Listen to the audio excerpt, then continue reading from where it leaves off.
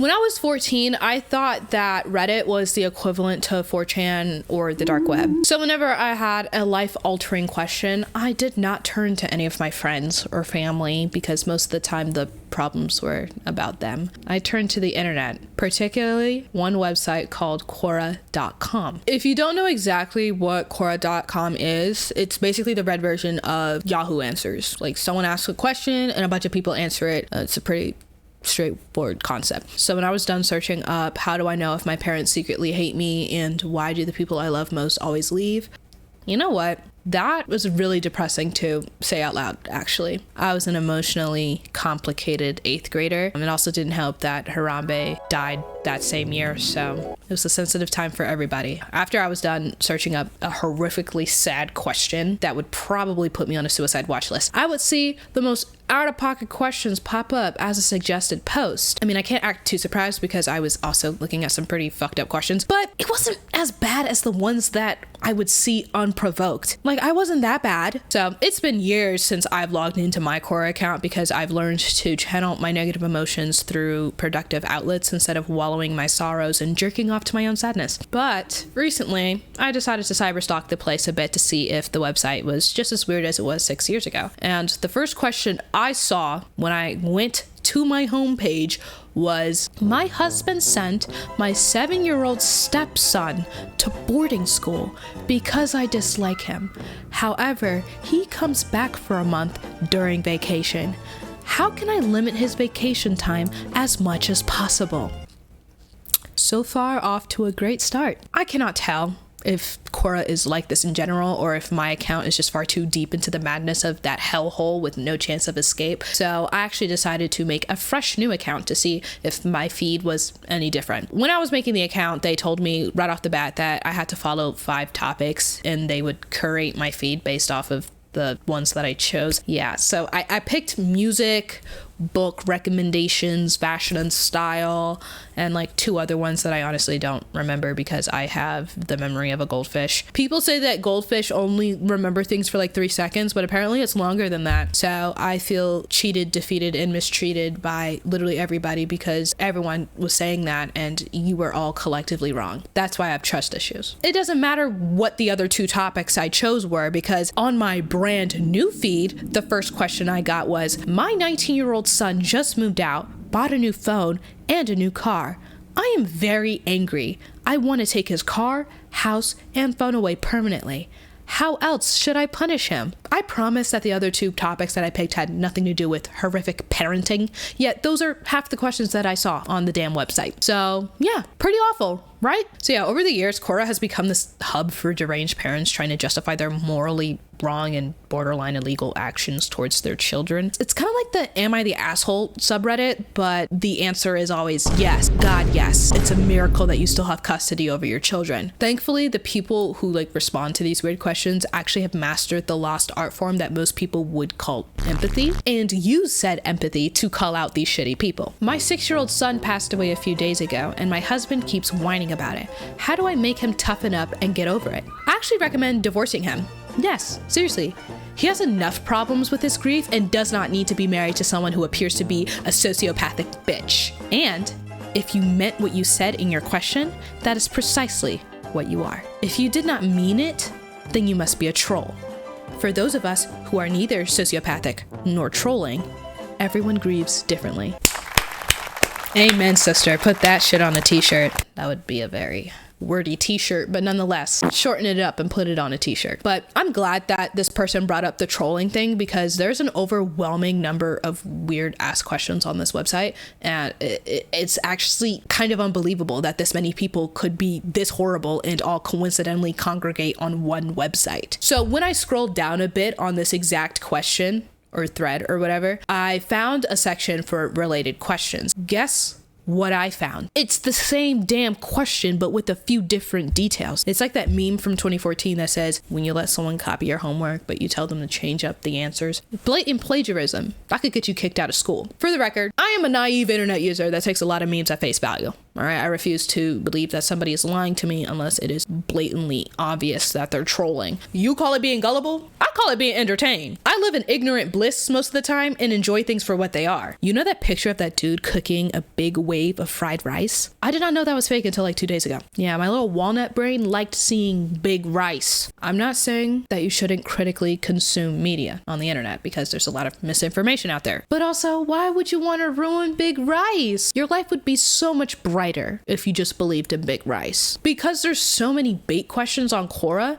now it makes me question some of the other questions. Did a gang of children really mow this person's lawn without their permission and demanded payment, or else their parents would file a lawsuit? It almost seems too ridiculous to be fake, but there's already a seed of doubt. So who's to say? It's just between them, the kids, the parents, and the lawn mower. Alongside the psychotic parenting decisions, there is a genre of posts that have weird questions in general. For whatever reason, people are very fixated on questions about siblings, specifically siblings of the opposite sex. At what age should a sister and brother stop showering together? I don't know. No, me personally, I don't shower with my brother. I barely even like being in the same room as him. That was a joke. I don't hate my brother, but some of my relatives are convinced otherwise, and these kind of statements are only fueling those suspicions. I do not hate my brother. I love my brother, but no free clout though. You don't get a shout out from Big Sis, but just be glad I mentioned you in the first place. Damn, so ungrateful. You know he leeching off my Hulu and my Crunchyroll.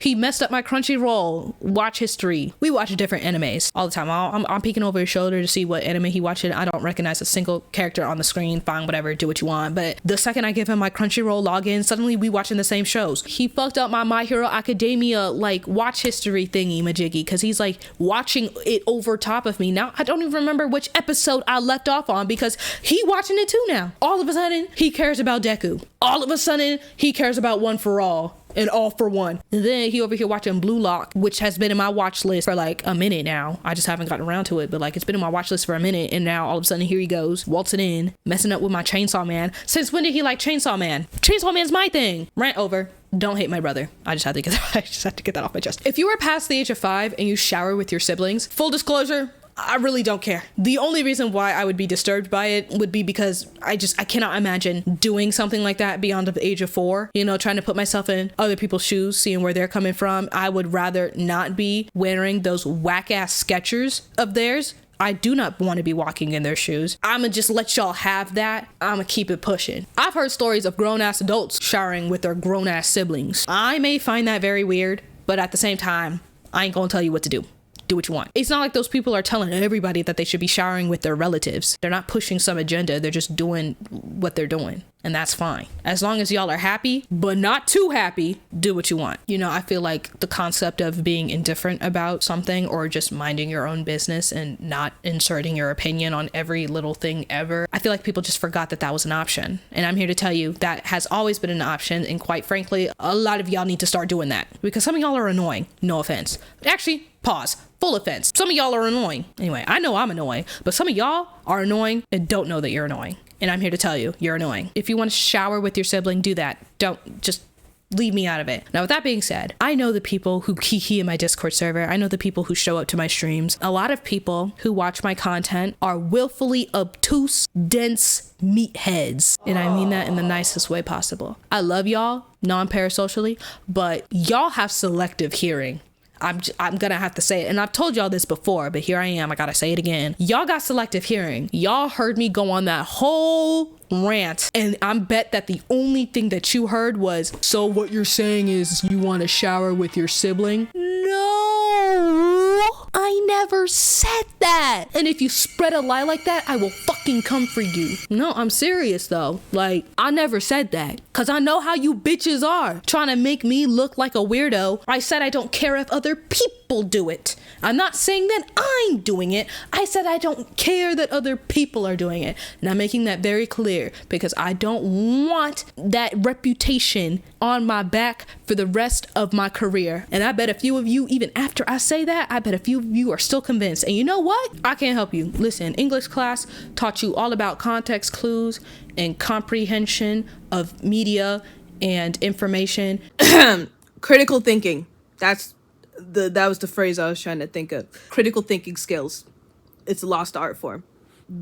go find it. If you can't do that on your own at your big age, you're still struggling with that, go to tutoring. That was a long ass tangent. I'm sorry. So there's also another issue that I need to address, because if I have to suffer, then you will too. This is a group activity. So sometimes there's an innocent question that is being asked, and for whatever reason, there is the most sus picture linked with the post. Oscar asked, "What type of brand are you wearing in boxers, briefs, or boxer briefs?" With the gift of hindsight and the removal of my rose-colored glasses, I realized that this is a really weird question, and I'm not entirely sure why I thought this was normal. Maybe it's because it's not a question that is as bizarre as, "My daughter calls her stepbrother daddy, and she will sometimes dress up in revealing outfits, and then they will go into a bedroom and I will hear loud meowing noises. Should I be concerned?" When questions like that exist, why would I do a double take on the boxer briefs guy? But in this scenario, in this instance,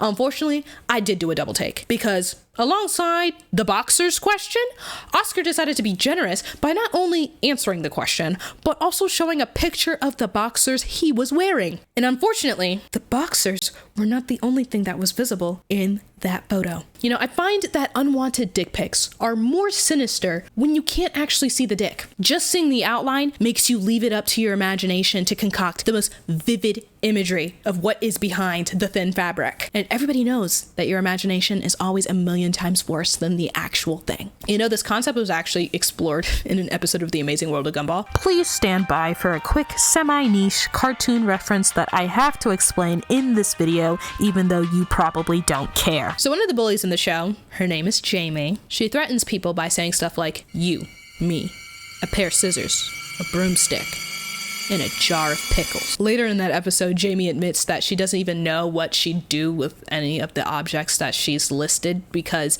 her victims come up with scenarios that are a million times more terrifying than anything that she could ever come up with by herself, which is honestly kind of genius, because it's just psychological warfare. I love her. Okay, I'm done. This last post doesn't really relate to anything, but I thought it was an interesting read. "Do you think this pretty 14-year-old girl and her handsome 16-year-old brother look like a cute couple? I am appalled." Also, why is Peyton List a victim in this? Is that even her brother? Why would someone ask this? There are so many questions, not enough answers. I actually do want to read off like a few questions I found. I couldn't formally wiggle this into the video, so I'm just gonna read them to you raw. "My daughter really wants to be a model, but honestly, she's not that pretty. How can I tell her to change her mind so she doesn't embarrass herself?" Cool. "If I were accidentally given the wrong baby at the hospital and raised the baby for 9 years before finding out that the child was not biologically mine, should I keep my baby or get my biological baby?" Isn't that the plot of Switched at Birth? It's a good show. You should watch it. "I am 14 years old and I might be carrying my teacher's baby. What should I do? For starters, let's call the cops. Is it okay for your parents to make you sleep outside as a punishment?" Like, I'm praying for these kids, man. "I'm concerned about my daughter. She is 17 and still watches cartoons. She insists that anime is not childish. What should I do?" Anime is not childish. Have you seen Chainsaw Man? Look at my lock screen. You're telling me this is for kids? That is so hot. I want someone to do this to me. I didn't mean that. That was a joke. That was a joke. That was a joke. That was a joke. No, I'm actually joking. That is actually fucking disgusting.